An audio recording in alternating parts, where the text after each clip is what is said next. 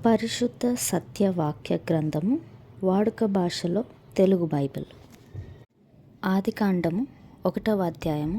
సృష్టి ప్రారంభం. ఆదిలో దేవుడు ఆకాశమును భూమిని సృష్టించాడు.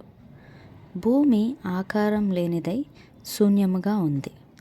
చీకటి అగాధ జలములపైన కమ్మి ఉంది. దేవుని ఆత్మ జలాలపై సంచరించుచుండేది. వెలుగు కలుగుగాక అని దేవుడు ఆజ్ఞాపించగా వెలుగు కలిగింది. వెలుగు మంచిదని దేవుడు చూశాడు. దేవుడు వెలుగును చీకటిని వేరు చేశాడు. దేవుడు వెలుగుకు పగలని, చీకటికి రాత్రని పేర్లు పెట్టాడు. సాయంకాలము ఉదయము కావడంతో మొదటి రోజు అయ్యింది. జలాల మధ్య ఒక విశాలము కలుగునుగాక, అది జలాలను ఒకదాని నుండి వేరొక దానిని వేరుపరుచునుగాక అని దేవుడు ఆజ్ఞాపించాడు. దేవుడు విశాలాన్ని చేసిన తర్వాత విశాలం క్రింద ఉన్న జలాలను, మీద ఉన్న జలాలను వేరు చేశాడు. అది ఆ ప్రకారమే అయ్యింది. దేవుడు విశాలానికి ఆకాశమని పేరు పెట్టాడు. సాయంకాలము ఉదయము కావడంతో రెండో రోజు అయ్యింది. ఆకాశం క్రిందనున్న జలాలన్నీ ఒకచోట చేరి ఆరిన నేల కనబడునుగాక అని దేవుడు ఆజ్ఞాపించగా అలాగే జరిగింది. దేవుడు ఆరిన నేలకు భూమి అని, జలరాశికి సముద్రము అని పేర్లు పెట్టాడు. అది మంచిదిగానున్నట్లు దేవుడు చూశాడు. దేవుడు పైరును, గడ్డిని, మొక్కల్ని, తమ జాతి ప్రకారం విత్తనాలున్న చెట్లను, తమ జాతి ప్రకారం విత్తనాలు కలిగి ఫలమిచ్చే వృక్షములను భూమి మొలిపించుగాక అని ఆజ్ఞాపించాడు. ఆ ప్రకారమే జరిగింది. భూమి పైరును, గడ్డిని, మొక్కలని, తమ జాతి ప్రకారం విత్తనాలున్న చెట్లను, తమ జాతి ప్రకారం విత్తనాలున్న ఫలాలనిచ్చే వృక్షాలను మొలిపించింది. అది మంచిదని దేవుడు చూశాడు. సాయంకాలం ఉదయం కలగగా మూడవ రోజు అయ్యింది. పగటిని రాత్రిని వేరుపరచడానికి ఆకాశ విశాలంలో జ్యోతులు కలుగునుగాక. అవి ఋతువుల్ని, రోజుల్ని, సంవత్సరాలని గుర్తించడానికి తోడ్పడునుగాక. భూమిపై వెలుగునివ్వడానికి అవి ఆకాశ విశాలంలో జ్యోతులై ఉండునుగాక అని దేవుడు ఆజ్ఞాపించగా అలాగే అయ్యింది. అలాగే దేవుడు 2 గొప్ప జ్యోతుల్ని ఆకాశ విశాలంలో సృష్టించాడు.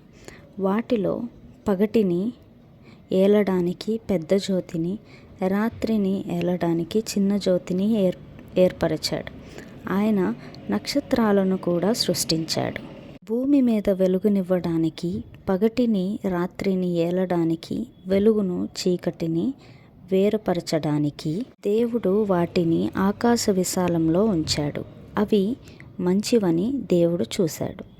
సాయంకాలం ఉదయం కలుగగా 4వ రోజు అయ్యింది. జలాలలో చలించు జీవులు సమృద్ధిగా పుట్టునుగాక. పక్షులు భూమిపై ఆకాశ విశాలంలో ఎగురునుగాక అని దేవుడు ఆజ్ఞాపించాడు.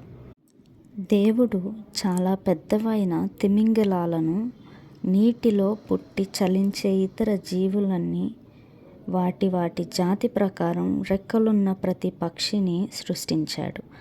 అది మంచిదని దేవుడు చూశాడు. మీరు ఫలించి అభివృద్ధి పొంది సముద్ర జలాలలో నిండి ఉండుడి.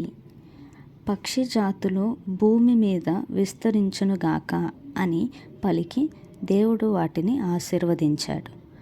సాయంకాలం ఉదయం కలుగగా 5వ రోజు అయ్యింది.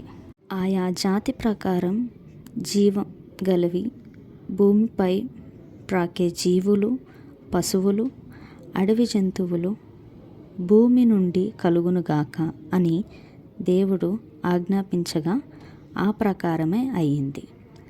దేవుడు ఆయా జాతుల ప్రకారం అడవి జంతువుల్ని, పశువుల్ని, నేలను ప్రాకే ప్రతి జీవిని సృష్టించాడు.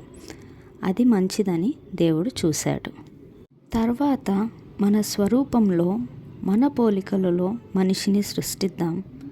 వారికి సముద్రపు చేపలు, ఆకాశ పక్షులు, పశువులు, భూమి మీద ప్రాకే ప్రతి జీవి పైన సమస్త భూమి మీద అధికారముండునుగాక అని దేవుడు ఆజ్ఞాపించాడు.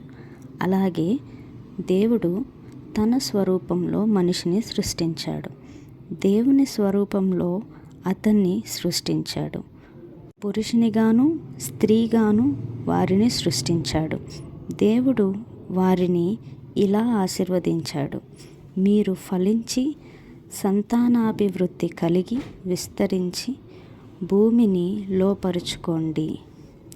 సముద్రపు చేపల్ని, ఆకాశ పక్షుల్ని, భూమి మీద ప్రాకే ప్రతి జీవిని ఏలండి అని దేవుడు ఆజ్ఞాపించాడు.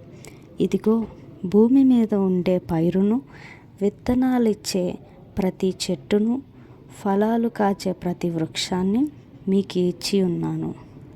అవి మీకు ఆహారం అవుతాయి. భూమిపై ఉండే జంతువులకు, ఆకాశ పక్షులకు, భూమి మీద ప్రాకే సమస్త జీవులకు పచ్చని చెట్లన్నీ ఆహారం అవుతాయి అని ఆజ్ఞాపించాడు. అది అలాగే అయ్యింది. దేవుడు తాను చేసిన సమస్తాన్ని చూచినప్పుడు అది చాలా మంచిదిగా కనిపించింది. సాయంత్రం, ఉదయం కాగానే 6వ రోజు అయ్యింది.